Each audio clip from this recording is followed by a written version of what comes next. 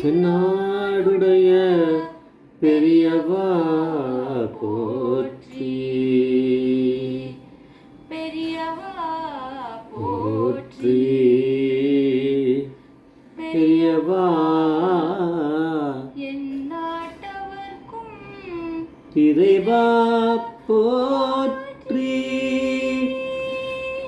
இறைவா போற்றி, இறைவா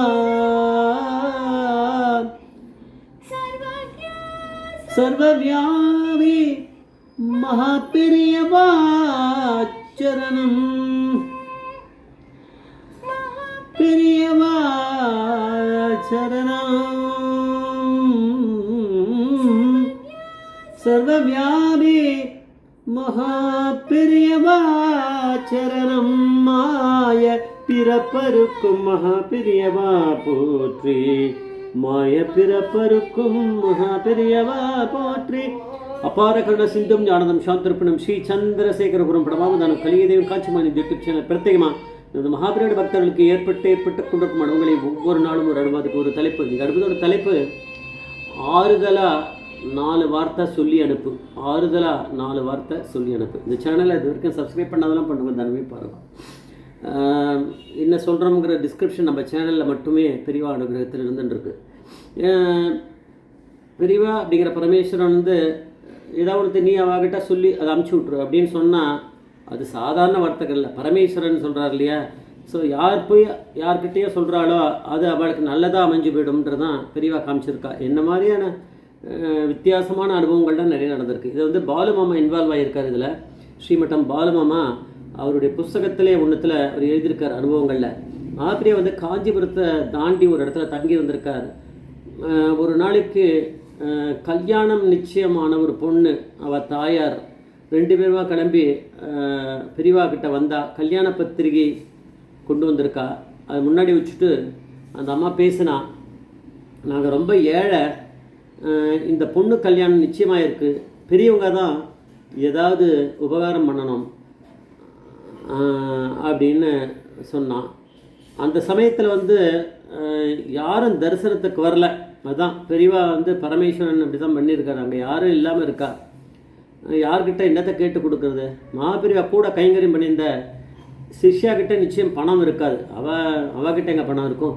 பாலுமாமா சாதாரணமாக இந்த மாதிரி யாராவது ஏதாவது நடக்கும்னு முன்கூட்டியே எதிர்பார்த்து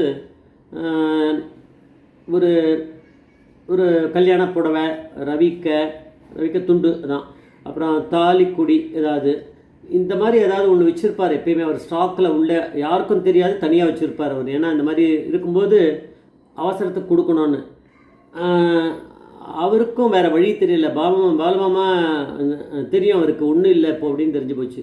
நான் அவரும் எதிர்பார்த்துட்டுருக்கார், எதுவும் கிடைக்கல. அதனால் மாபெரியா பாலுமாமா கிட்ட சொன்னார், ஏழை பொண்ணுக்கு கல்யாணம்னு கேட்குறா, கொடுக்கறதுக்கு ஒன்றுமில்லை, எப்படி சொல்கிறது? நீ வேணும்னா இவளை கூட்டின்னு போய் ஆறுதலாக ஒரு 4 வார்த்தை சொல்லி அமுச்சுவிங்க அப்படின்னு பெரியவா சொன்னான். பெரியவா அப்படி சொல்லிட்டாருன்னா ஏதோ அவரால் முடியாமல் ஏதோ சொல்கிறா அப்படின்னு நம்ம நினச்சா நம்ம தான் முட்டாள்னு அர்த்தம். பெரியவா பரமேஸ்வரன். அவளை கூட்டின்னு போனார் பாலுமாமா. கூட்டின்னு போய் கொஞ்சம் தனியாக ஒரு இடத்துல இருக்கும்போது சொன்னால்,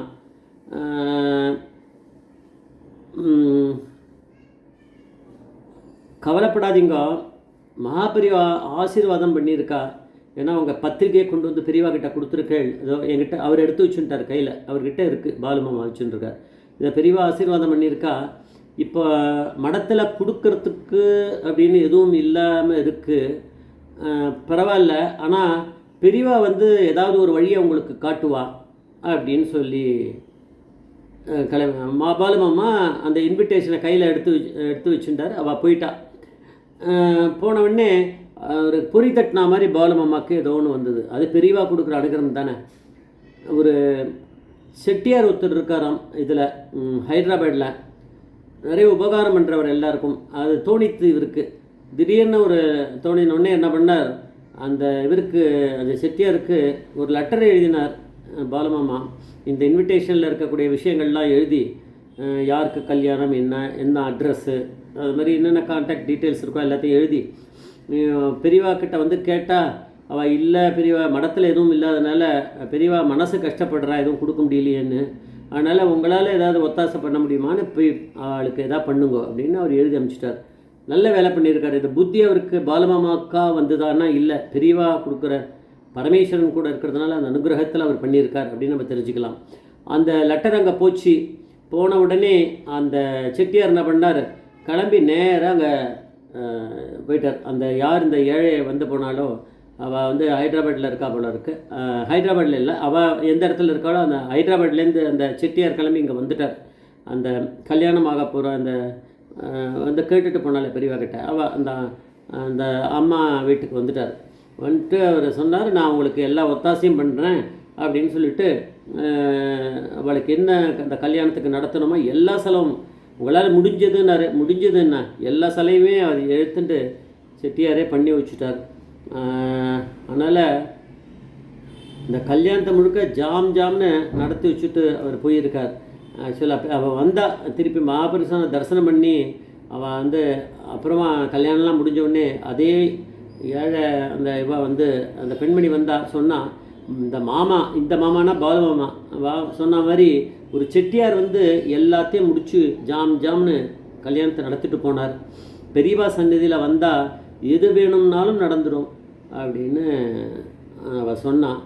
பாலுமாமா மனசில் நினச்சிட்டாராம், ஏன் பெரியவா சன்னதியில் நான் பெரியவா சங்கல்பத்தினால்தான் தான் இதெல்லாம் நடந்தது, இல்லைன்னா இதெல்லாம் நடந்திருக்குமா அப்படின்னு பாலுமாவே மனசுக்குள்ளே நினச்சிட்டாராம். அதனால் எப்பேற்பட்ட ஒரு அனுகிரகம். பெரியவா வந்து ஆறுதலாக 4 வார்த்தை சொல்லி அனுப்பு அப்படின்னு சொன்னால் ஆறுதலாக 4 வார்த்தை சொல்லி அனுப்பிச்சவர் அதோடு நிற்கலை. பெரியவா வந்து பாலமாமாவுக்கும் ஒரு ஞாபக சக்தியை கொடுத்து ஒரு செட்டியாரை ஞாபகப்படுத்தி அவருக்கு ஒரு லெட்டரை போட்டு அவர் வந்து கல்யாணத்தை நடத்தி வச்சுருக்கார். அப்படின்னா பெரியவா வந்து தான் பரமேஸ்வரன் அப்படிங்கிறத இதில் காமிச்சிருக்கார். ஜெய் ஜெய்சங்கர் மகாபரி பாதவேஸ்வரன் மகாபரி